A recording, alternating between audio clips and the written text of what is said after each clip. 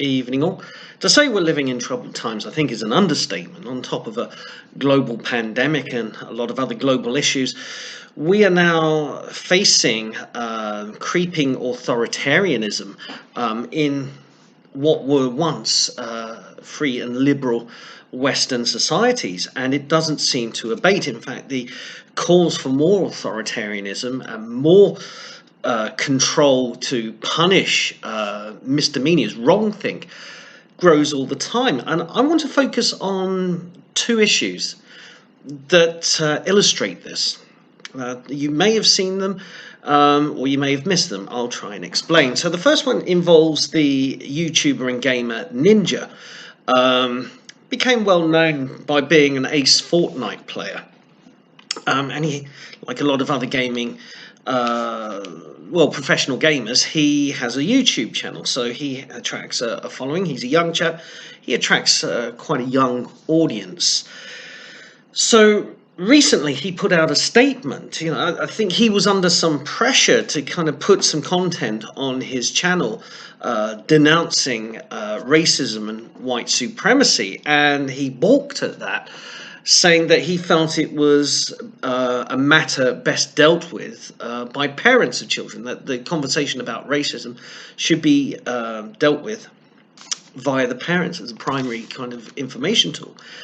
And in response, he's received a huge backlash, particularly from the Blue Checkmark Brigade, who are demanding, actually demanding, that he puts out anti-racist content on his channel, that he denounces racism on his channel.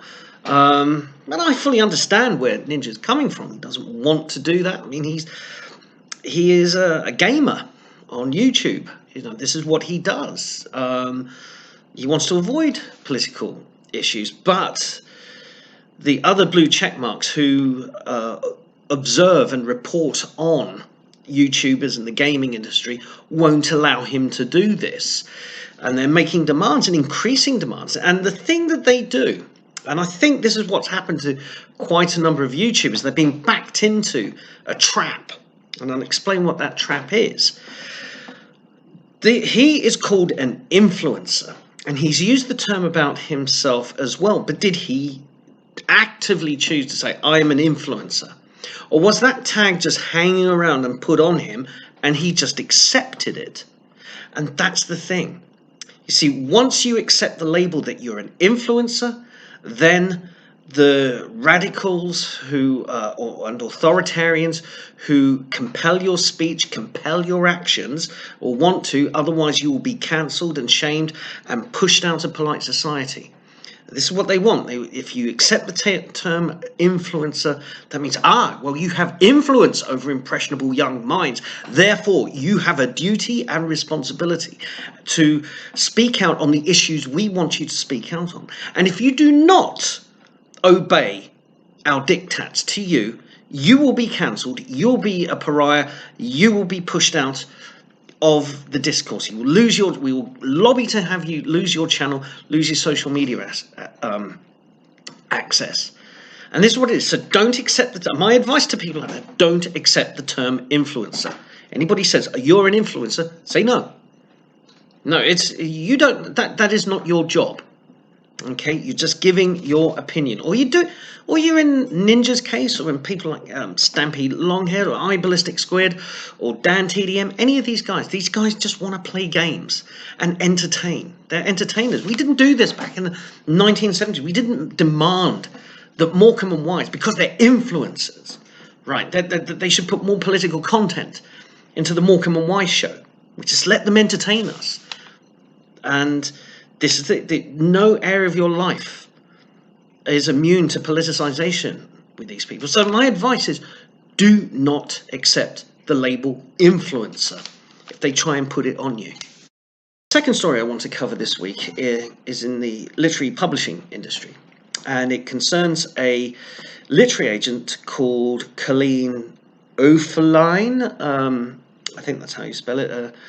But she's been the victim of cancel culture. You could say she is Colleen Oefelein now. Seriously, this is somebody's life, career that has been damaged. and it's actually a serious subject. So sorry, I just couldn't resist a pun. But anyway, Colleen worked for a literary agency called Jennifer D. Chiara Literary Agency, and she put out a tweet saying that she was on Gab and Parler and that they're free speech networks and you should come and join her too on those as well. And that was it. That was basically the substance of it. There was nothing political in what she said. Nothing that anyone basically honestly coming and reading that tweet could interpret it as anything insightful or hateful or anything like that. But anyway, the Jennifer D. Chiara agency was contacted by a Twitter account called YA Whispers, alerting them to what Colleen had said on Twitter. Now, YA Whispers is an anonymous account, and its basic function is to go around telling writers who they, in their opinion, are good agents and bad agents, the ones that you should contact, the ones you should avoid. A lot of emphasis on the ones you should avoid.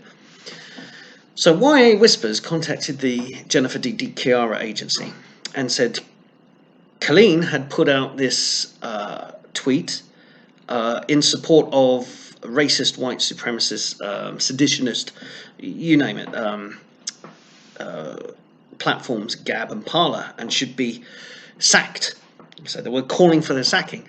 And then the Jennifer D. Chiara agency basically panicked and put out this statement saying we don't tolerate racism, hatred, and white supremacy, and we have terminated the services of Colleen with their company. So this is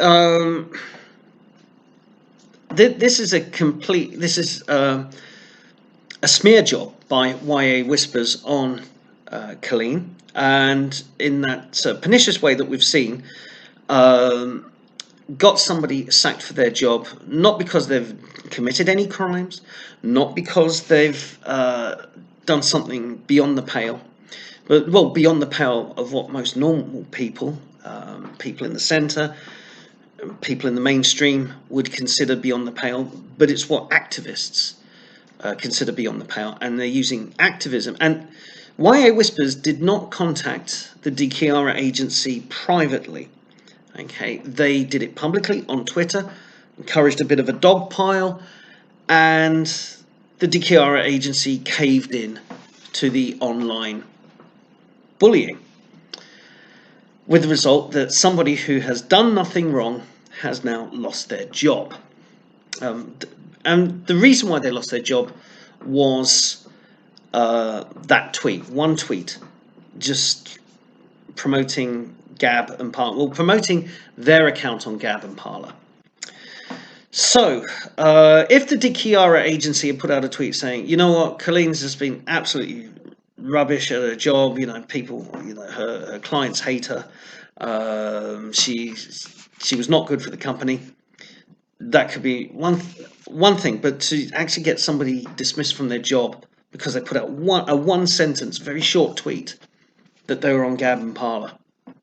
This is the climate we live in now. So this is all terrible, and I hope Colleen takes legal action against the D. Chiara agency, and I hope YA Whispers.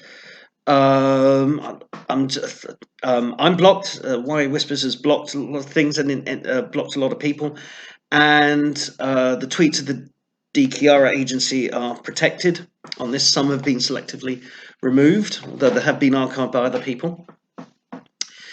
So I would say don't harass these people. Don't do anything abusive or nasty or vindictive to these people. I'm just saying, I'm just naming names so that you are aware if you see them about, just to have your guard up, your defences up. But what can we do? Because I'm not just about talking about the bad things that are going on. I want to always explore the proactive things that we can do and try and encourage people to be more proactive rather than just sit there and carping on Twitter or on any other social media platform. And this is what I've done. And it may seem small and trivial and insignificant, but with regards to Ninja, I actually wrote to him. He has a contact thing. He has a Twitter account and all these things. So I just wrote a letter of support. I believe, and I told him this, that the freedom of speech also includes freedom not to speak. If you don't want to speak on a particular topic, on a particular subject, you don't have to. And that's what he did in this case. He doesn't. He put across a very reasonable point that he feels that parents are the best people to educate their kids about racism, and he was going to leave it in the hands of the parents. He is an entertainer. We didn't demand back in the day. We didn't demand Morecambe Wise to make political, social messages. We just wanted them to be funny and entertain us. And the YouTubers of today, the gaming YouTubers, are just doing that. They're just out there to entertain. If they want to get political, they can, but they pick and choose the subjects that they want to speak on. That's our freedom, and they should not be subjected to the kind of online bullying by the blue check marks and all the people that will dogpile on Ninja and give him grief in order to try and either A, get him to capitulate, or B, get him to get him cancelled. And so I wrote a letter of support saying, I respect your viewpoint that you don't wish to use your channel to talk about certain topics. I absolutely respect that, and don't cave in. I just said, stand firm in your beliefs, and I wish you well. You think, what does that matter? Well, in these circumstances, and I think John Ronson covered this in his book. So you've been publicly shamed. And that is, going through this experience can leave you very lonely and isolated, particularly in times when we're all locked down. That you might not feel support. You might feel like, oh my God, it's just me. I've been sacked. I've been threatened with cancellation. I'm getting all this pressure from all these people with tens of thousands of followers and blue check marks, and they all want me to do this thing, and maybe I should do this thing. And then out of the blue comes somebody coming along to offer support and encouragement. And even from a random stranger. I know I've been a victim of a dog pile on more than one occasion. And what happens is that when you get somebody DMing you or just contributing, sort of liking what you said and then commenting below in support of you, it feels good. You feel, I'm not doing this alone. And that's what these radical authoritarians want to do. They want to divide us up. So we're not talking to each other, we're not supporting each other. And there are some people who I think are acting really moronically on the right who feel that we need to descend into these purity spirals and gatekeep more. And, the first sign of wavering, you cast them out in the void and they're all alone. And they're just fragmenting us further and further. When what we should be doing, even if they're not in our political tribe, but you think they're doing the right thing anyway, you reach out and you just say, I support you. I think you've taken a principled stand, which I respect, and I'll respect you and support you. And if they start if Ninja puts out his statement and people just go along and like and support and just write a message of support, and likewise, if Colleen feels that people feel outraged at what's happened to her and that she should have her right just to put out a tweet what social media platform she likes to use, then these people should be supported. They need encouragement, and that's just such a basic thing for any of us to do. Like I wrote to Pal's Books in Portland saying, I think you should stand firm and sell Andy No's book, and don't cave into the bullies. I said, don't cave into the bullies, and just stand shoulder to shoulder with the people being persecuted and bullied. All it takes. And you might think it might not achieve much, but believe me, for the person who's under pressure, it means a great deal to know that they've got support out there. Okay, until next time, see you later.